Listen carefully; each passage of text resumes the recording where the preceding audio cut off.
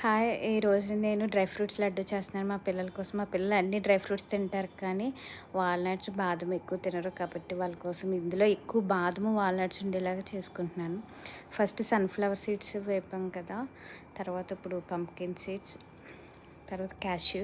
నేను already బాదము, walnuts వేపేసాను, video తీయలేదు. తర్వాత ఈ డేట్స్ నేను తీసుకుంటాను. ఇందులో చాలా జ్యూసీగా ఉంటుంది. మనము ఇంకా ఏమీ యాడ్ చేయక్కర్లేదు కాబట్టి ఇవి డైరెక్ట్గా అవి కడిగి తీసుకుంటాను అనమాట. పిల్లలకి పైన పీల్ చేసేస్తాను, తొక్కంతా తీసేసి ఇలా పీల్ చేసేసి అవి తీసుకున్నాను అనమాట.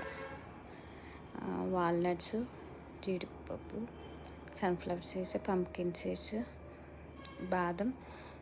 ఎక్కువ వాల్నట్స్, బాదం ఉండేలా తీసుకున్నాను.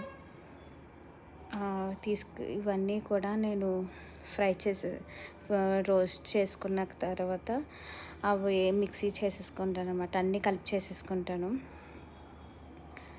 చేసేసిన తర్వాత వాటిని గ్రైండ్ చేసేసాక పౌడరు నేను సగం తీసేసుకొని అందులో డేట్స్ని, అంజీర్ కలిపి కొన్ని తీసుకొని పెట్టుకున్నాను. మిగతా పౌడర్ అంతా నేను ఇలా ఉంచేసుకుంటాను అనమాట.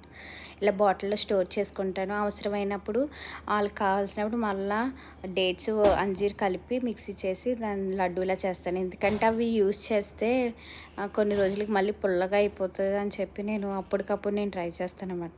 ఈ పౌడర్ నేను దోశల మీద లేకపోతే చపాతీలోకి అలా కూడా వాడతాను నేను. అందుకే సపరేట్గా పెట్టుకుంటాను. కావాల్సినప్పుడు లడ్డూలు చేసుకుంటాను. మిగతాటప్పుడు దీన్ని ఇలా పౌడర్ లాగా చేసుకుంటాను. కావాల్సినప్పుడు ఇలా లడ్డూలు చేసుకొని నేను స్టోర్ చేసుకుంటాను. అవసరమైనప్పుడు పిల్లలకి స్నాక్స్ బాక్స్లో అది పెడతాను.